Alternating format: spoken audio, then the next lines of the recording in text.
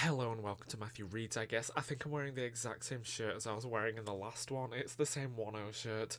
Look, the background's different, so it's not it's not exactly the same. So anyway, I'm talking about The Charm Offensive by Alison Cochrane. I'm going home. So I mean, this is actually one of them books that has been on my radar stream on your radar by the Saturdays, that has been like on my radar for like the longest time, and like I just never got around to picking it up, and I have like no idea why. But like when I got a gift card, like it must have been for my birthday or Christmas one year, I finally decided, you know what, now is the time, divas, let's read the bitch. Anyway, the blurb says that the real love story happens behind the scenes. Dev Deshpande has always been believing in fairy tales, so it's no wonder he spent his career crafting them on long-running reality dating show Ever After. As the most successful producer in the franchise's history, Dev always scripts the perfect love story for his contestants, even as his own love life crashes and burns. But then the show casts disgraced tech wunderkind Charli Winshaw as its star. Charlie is far from the romantic Prince Charming Ever After expects. He doesn't believe in true love and agreed to be on the show as a last-ditch effort to rehabilitate his image. In front of the cameras, he's a stiff, anxious mess with no idea how to date 20 women on national television. As Dev fights to get Charlie to connect with the contestants on a whirlwind, worldwide tour, they begin to open up to each other, and Charlie realises he's got better chemistry with Dev than his co-stars. But even reality TV has a script, and in order to find their way to happily ever after, they'll have to reconsider whose love story gets told and why. So yeah, Dev is a producer on this show Ever After, which I think is basically just The Bachelor. I say that despite the fact I've never watched The Bachelor, but it's one of those that I know conceptually how it works, and I think Ever After basically was just The Bachelor. Anyway, but his life is a mess as he's gone through like a messy breakup. I think it was about 3 months ago, which conceptually we love to see. Like, great start for mess, love it. What's even better, his ex works on the same show. Anyway, the POV flits over to Charlie, and bless him, you immediately see that he's like this massive anxiety-riddled mess, and that he's lost the company that he founded as well. The whole opening of the show ends up being a mess. It's like Charlie has to redo the opening scene about, it was like 10 or 20 times, it was like loads of times, and like ends up vomiting on Dev's shoes. You know, someone then also invites one of the contestants' boyfriends onto the show and ends up just like clatting Charlie in the face, just full on like hooks him. Anyway, still, Dev manages to get Charlie to believe he'll find his soulmate on the show. Wink, wink, in fact, since this is a romance book. Like, I wonder who that could be. We will have to find out and read. Yeah, and speaking of tropes in romance, which we love a trope, Charlie does in fact run through this trope of he reads Dev's script, like a personal script that Dev is working on, and Charlie mentions that like he's never read anything about two men falling in love, but then he gets this feeling in his chest, I wonder what that could mean. And then, but to be fair, like literally a couple pages later, you get the answer that Charlie is obviously into Dev. And I mean, given the whole concept of this romance book, babes, it's not a surprise. I will say, I think I personally preferred like Charlie's POV over Dev's. Like, you see about a third of the way into the book that Charlie mentions to the reader that he never really felt much of a sexual attraction to anyone up until Dev in his life. And it mentions that he's like had abstract sexual desires that like involve women, but like they never involved him in them. And like, a part I appreciated was that it was an attraction to Dev that wasn't the problem. I mean, it was, given the fact that Dev works on the show that Charlie's a star of, that's why it was the problem. Like, it was more, it wasn't the fact that Dev was a man that it was the problem, you know? You know, you really got to see the inner workings of his brain, which, given his anxiety and OCD, like, weirdly, I found that more interesting than the romance.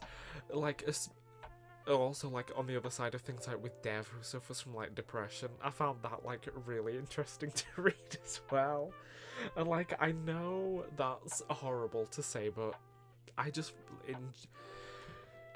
enjoyed reading it in a way that it was, like, good to read, if that makes sense. Not that like it was glorifying it.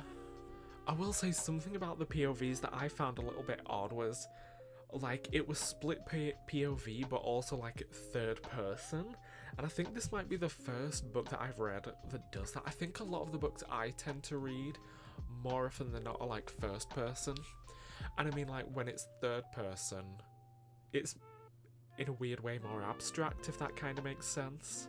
I feel like I think I personally prefer, I think in like romance multiple POVs, I think I prefer personally like first person, because I feel like with third person you get the concept of the narrator being here's what the truth is and also here is what the truth is, whereas like when it's first person you get the more of a chance with the narrators being unreliable, if that makes sense.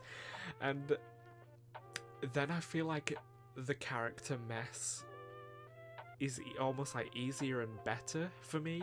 And like in another case, I feel like with the third person, there were some points where I felt it kind of made Dev's depression, like, I feel like had it been first person, you might have been able to get like a deeper look into it.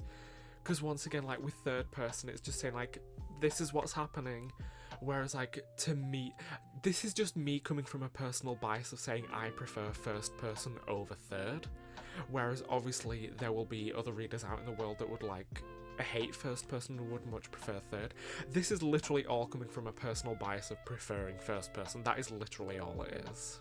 So something about like straight up romance books is, I think maybe because partly like this book was surrounding a reality show, in a weird way like there was a disconnect from the actual romance, but also that disconnect was because it's like a reality show about finding love where like 90% of the time people are just there for clout and not actual love. Like I'm not saying there's this disconnect like as a negative, because like Dev goes on this like whole journey with his mental health, and you know he's very much the type of person that like when a depressive episode hits he sort of just like wallows in it, and when it's over it's just like that was silly, let's get on with life now.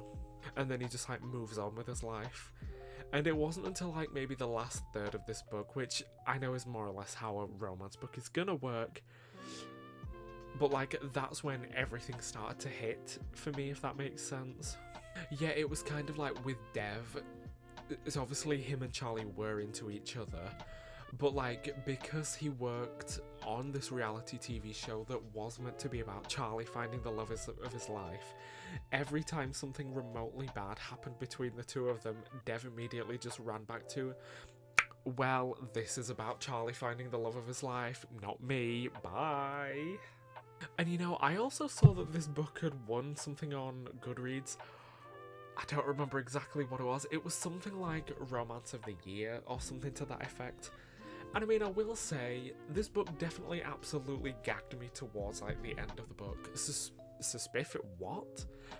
Specifically like the last 10 or 20% of the book was, to me, when it was at its strongest, I feel. Because I will say, the way I thought this book was gonna go was that since Charli and Dev are into each other, it's going to be the case of, ooh, secret romance, or romance that they're going to have to keep secret until, like, the filming is over and also the production and promotion cycle of Charli's season was over. So that, like, Charli could, like, have a breakup with whoever he picked at the end, and then he and Dev could, like, finally be together without worry. That is what I thought it was going to be. And, you know, especially towards the end of the book, it very much went in a different way to that I was expecting it to. I worded that sentence horribly. It went in a very different way I was expecting it to. And, you know, I really appreciated that as well. And, like, I can absolutely understand why it won the award that it did from, like, the last 20% of the book alone, to be honest. Anyway, here's a fun and really definitely not awkward ending conclusion to this video.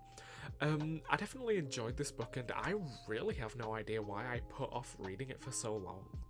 Saying that, I definitely don't think it's going to be one of those I'll be rushing back to.